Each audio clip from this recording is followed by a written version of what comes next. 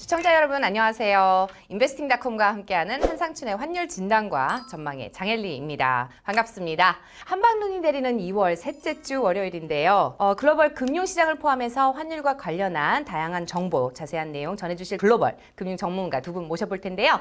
오늘 도움 말씀 주실 분 한국경제신문의 한상춘 논설위원 그리고 인베스팅닷컴의 허재범 대표 두 분 자리해 주셨습니다. 두 분 안녕하세요. 안녕하세요.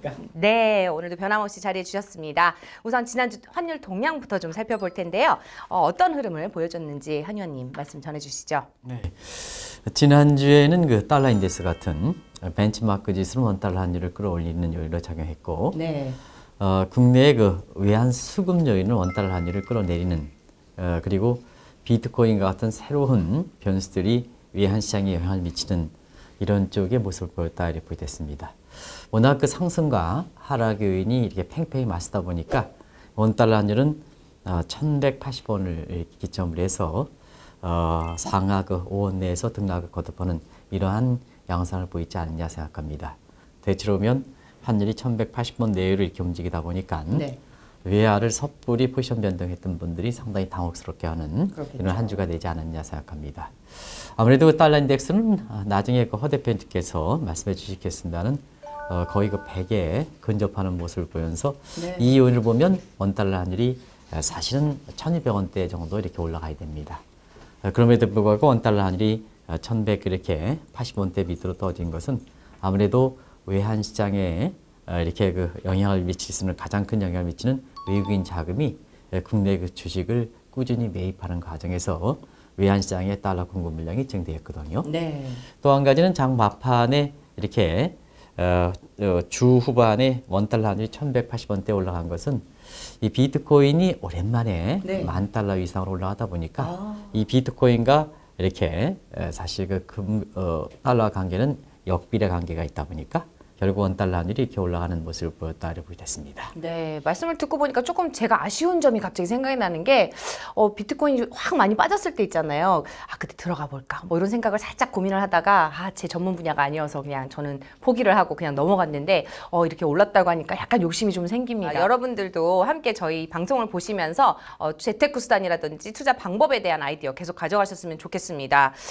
대표님 뭐 또 주목할 만한 이슈가 있었다면 어떤 것가 있을까요? 재미있는 부분이 그 나스닥하고 그다음 나스닥 종합지수죠. 그리고 S&P 500이 연일 사상 최고가를 경신하는 가운데 안전자산으로 간주되는 미 국채와 금이죠. 네. 금이 또 상승을 했습니다. 위험자산하고 안전자산이 동시에 상승을 했다고요? 즉 그 이야기는 지금 주가가 연일 최고가를 경신하는 가운데 또 그 코로나 19죠. 네. 그 중국발 그 코로나 19의 영향이 시장에 어떻게 미칠지 아직 판단이 불가한 상황이고, 네. 그 다음에 코로나 19가 미칠 전 세계적인 어떤 경제 충격에 대해서 지금 중국 정부도 마찬가지입니다만은 유럽, 그 다음에 미국 각국 중앙은행 또는 정부가 경기 부양책을 쓰지 않을까라는 네. 그런 기대감 때문에 주가는 올라갑니다만은 그 가운데서도 안전자산인 채권과 금이 올랐다는 것은 전부 다 그 어느 정도 경계감, 그렇죠. 주가 상승에 대한 경계감을 나타내고 있다는 거죠. 네. 그러면 또 차트 흐름을 좀 같이 봐야 되지 않을까 싶은데, 예. 그 아까 한 의원님께서 말씀하시는 원달러 차트라든지 네. 달러 인덱스 흐름도 좀 같이 한번 차트로 좀 살펴봐 그렇죠. 주시면 어떨까요? 일단 먼저 저 차트를 그 달러 인덱스를 말씀을 드리겠습니다. 네. 달러 인덱스 같은 경우는 지난주 금요일 99선을 넘었습니다. 네. 이것은 지난 10월 9일 이후 최고가에 근접하는 것이죠. 그리고 지금 현재 달러 인덱스는 지난 9월 30일 최고가였던 99.38을 지금 향하고 있습니다. 네. 물론 이제 100대를 깰지는 아직 잘 모르겠습니다만은 이런 상태로 오르게 되면은 2018년 바닥을 2월이죠. 바닥을 기록하고 지금 현재 상향 추세에 있다는 것을 네.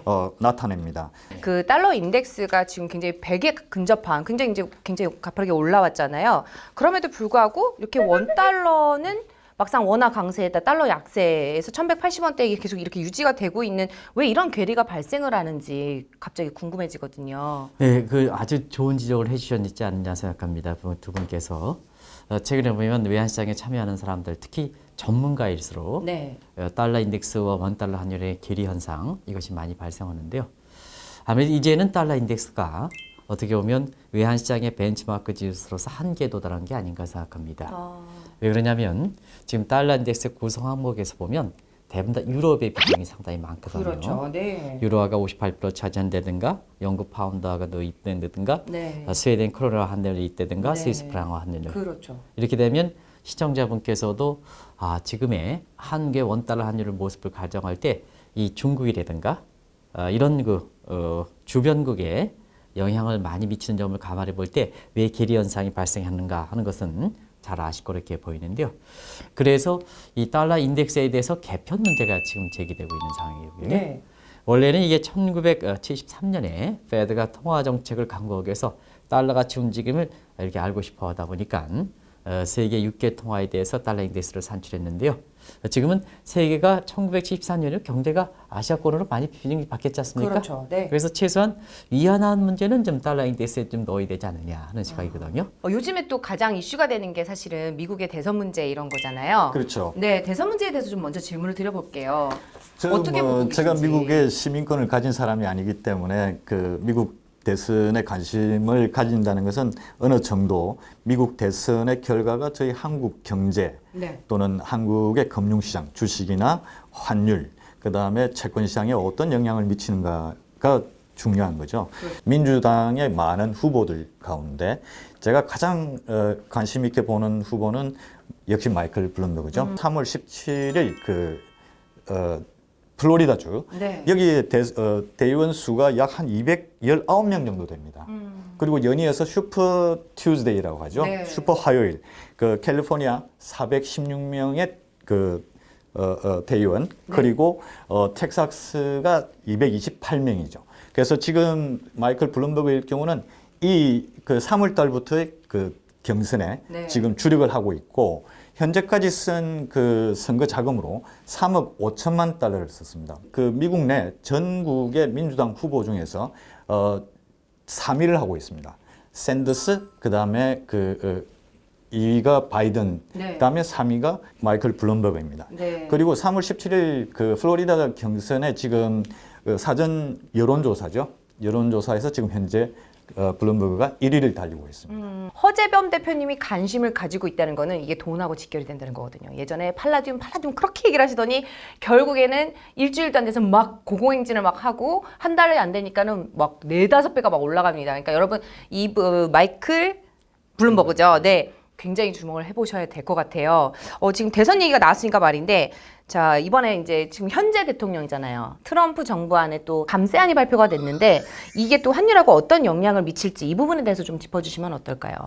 개인적으로는 지금까지 이렇게 오하이오의 이렇게 코커스와 뉴햄프셔의 프라이머를 바탕으로 하면 트럼프가 대통령 선거 연임에 한 발 더 다가선 느낌이 있지 않냐 생각합니다. 네. 그런 관점에서 아무래도 지금 트럼프가 대선을 위해서 각종 공약을 내고 있는데요.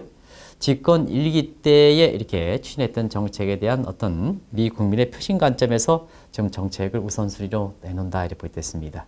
그게 하나가 감세 정책이 아닌가 이렇게 봅니다. 네. 그러면 집권 1기 때에는 사실 법인세, 소득세를 중심으로 했기 때문에 이렇게 고소득층을 위한 감세안이지 않느냐. 그러면 중산층에 무너져서 사실 소득 불균형이 되다 보니까 미국 같은 경우는 집권이기 때는 이렇게 감세를 이렇게 추진해서 증권 활성화를 통해서 중산층 부활을 해서 소득 불균형을 줄인다는 측면에서 네. 감세 2.0 계획이 나오고요. 네. 그런 측면에서는 지금 월가에서 최대 관심이 되고 있습니다는 외환 시장에서 어떤 영향을 미칠까 하는 측면에서는 단기적으로 보면 감세하면 재정 수지가 감소되는 측면이 있어 미국은 쌍둥이 적자에서 이렇게 사실 재정 적자가 확대되면 경상수지 적자가 돼서 이건 단기적으로는 달러 약세, 우리 입장에서는 원달러 환율을 이렇게 더 떨어뜨리는 원화 강세 요인을 작용하지 않겠나 이렇게 보고 있고요. 네. 중장기적으로 보면은 감세안이 사실 미국 경제를 튼튼하게 본다면 달러 강세, 원달러를 끌어올리는 요인으로 이렇게 볼 수가 있는데요. 요 대목에 있어서는 다른 또 요 감세 이외에 미국 경제 요인을 이렇게 왜냐하면 지금 아마존이라든가 애플이든가 이런 것이 국가의 권력을 뛰어넘을 정도로 기업 독점이 문제가 되는 상황이거든요. 네. 그래서 트럼프 대통령이 반기업 그 독점법에 대해서 이렇게 나왔던 것도 그런 배경이거든요. 그래서 이후에 그 감세안이 미국 경제를 끌어올려서 달러 강세를 이렇게 줄일 수 있는 원달러 환율론이 있지만 다른 측면의 요인들이 좀 많기 때문에 이 사항은 대선 이후에 경제정책 윤곽 가닥에 따라서 결정할 수 있는 사항이 아닌가 생각됩니다. 네, 말씀 잘 들었습니다. 지금 또 설이 지나고 한 달 정도 되는 시점이잖아요. 네. 이때쯤에서 저희가 주목해봐야 되는 이슈가 있다고 아까 살짝 저한테 기뜸을 해주셨는데 저희 시청자분들을 위해서 원달러의 뭐 수급 관계라든지 수출 결제 일이다 뭐 이런 얘기 언뜻 얘기를 해주셨잖아요. 그 부분을 좀 자세하게 설명을 해주시면 어떨까요? 네, 많은 분들이 요구하는 것이 지금 궁금해하는 것이 경기도 안 좋고 네. 수출이 안 되다 보니까 원달러이 올라가는 원화가 약세되지 않겠느냐 하는데 원달러 환율이 이렇게 1180원대에서 이렇게 경우에 따라서는 원화 강세를 이렇게 움직이냐 하는 측면에서는 사실상 수출이라든가 경기적 측면에서 보면 원화 약세가 되는 게 맞죠. 네, 근데 우리 경제가 다른 나라보다 경제가 좀 안 좋죠. 그렇습니다. 다들 그렇게 공감하죠. 네, 그러면 경기가 안 좋은 거에 따른 수익 감소가 굉장히 많겠죠. 네, 그러면 수출이 안 되는 상태에서 수익 감소가 더 많이 되면 외환 시장에서는 달러가 공급되겠죠. 네. 왜냐하면 수익 감소가 되면 달러 수요가 그만큼 줄어드니까. 그렇죠. 그러니까 그래서 수출 감소에 따라서 달러를 공급을 적게 하는 요인도 있습니다는. 네. 자, 이 수입이 더 감소돼서 달러 수요를 더 많이 줄이다 보니까 외환 시장에선 달러 과잉 공급, 오버서플라이가 된다 이렇게 됐습니다. 그래서 달러 공급이 많다 보니까 사실 앞서 말씀드린 같이 외국인의 이렇게 국내 주식 이렇게 자금에서 들어오는 외국인 자금과 함께 원달러 환율이 달러 인덱스가 100에 근접하는데도 불구하고 1180원 내에서 네. 안정적인 움직임을 보이는 배경이다 이렇게 보시면 되겠습니다. 설명 감사합니다.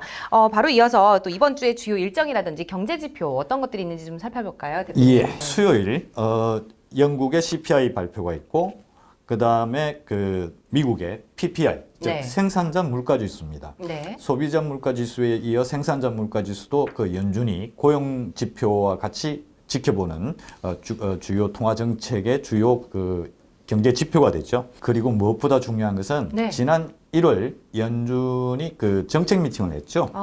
연준 정책 미팅에서 그 공개시장 조작위원회라고 FOMC라고 합니다만은 그 의사록 회의록이 공개가 됩니다. 모든 시장 참여자들, 투자자들이 주목하는 것은 여기에서 그 의사록에 각 연준 위원들이 코로나19에 대한 여파를 어떻게 언급했는지를 다들 관심 있게 볼 것입니다. 네, 말씀 잘 들었습니다. 지금 이제 시청자분들이 질문을 하나 더 해주신 게 있어가지고 한 의원님께 마지막으로 또 질문을 하나 더 드려볼 텐데요. 지금 보니까 외환시장뿐만 아니라 좀 다른 금융시장 측면에서도 코로나가 벗어날 수 있다라고 보시나요? 이렇게 질문을 주셨거든요. 이 부분에 대해서 어떻게 보세요? 물론 실제 생활에 있어서는 이거 코로나 문제가 그 중요성이라든가 심각성이라든가 이런 걸 경시하는 건 아닙니다. 실제 생활에 있어서는 코로나 문제가 계속돼 있다 하더라도 지금 금융시장, 외환시장에서는 이 코로나 사태에 대해서 너무 심각하게 보지 마십사 하는 말씀을 이렇게 드렸고 지금까지 한 달간 진행하는 과정에서 원달러 환율의 움직임에 그 가이드를 잘 제시했던 것도 바로 두 가지 측면이 아닌가 생각합니다. 지금은 일단은 그 금융위기에는 돈이 그 엄청 많이 풀렸습니다. 네. 그렇기 때문에 사실 그 돈이 많이 풀림에 따라서 이 신종 코로나 같은 이러한 특수한 상황이 발생했을 때 그것이 실물 경제에 미치는 영향을 차단시키는 완충 역할이 지금 크다는 것을 말씀드리고요. 네. 또 한 가지는 이 사스라든가 2003년, 2015년의 메르스 사태, 그리고 작년에 아프리카 돼지열병을 이러한 이 코로나 바이러스 문제 이런 문제가 이렇게 계속되는 과정에서 세계 각국의 대형 문제에서는 러닝 바이 듀닝 학습 효과가 이렇게 쌓였던 것도 이번에 신종 코로나 문제에 대해서 특히 금융 사이드 문제에 있어서는 시장 참여들이 포지션 변동에 그렇게 크게 당혹스럽지 않게 이렇게 행동했던 것도 이렇게 실제 생활과 달리 금융시장의 안정을 이렇게 찾아가는 배경이다 이렇게 됐습니다. 네. 그래서 결과적으로 시청자 여러분께 꼭 한 말씀 드리면 지금은 신종 코로나 문제에 너무 이렇게 과민하게 이렇게 반응하실 필요는 없고 외환을 비롯한 금융시장이 이제는 펀더멘탈 요인, 외환시장에 진짜 원달러 환율에 미치는 그러한 이러한 그 수급이라든가 각종 달러 인덱스라든가 이런 객관적 지표에 더 치밀해서 신종 코로나 문제가 이렇게 발생하면 원달러 환율이 올라가는 일부 그 PB들이 은행 PB들이 달러 사시오 이런 쪽으로 해서 이렇게 피해가 미치는 이런 쪽에서 좀 벗어나실 것을 권고해 드리겠습니다. 네, 오늘도 말씀 잘 들었습니다. 또 다음 주 월요일에 다시 인사를 드리도록 하겠습니다. 지금까지 인베스팅닷컴과 함께하는 한상진의 환율 진단과 전망이었습니다. 함께 해주셔서 고맙습니다.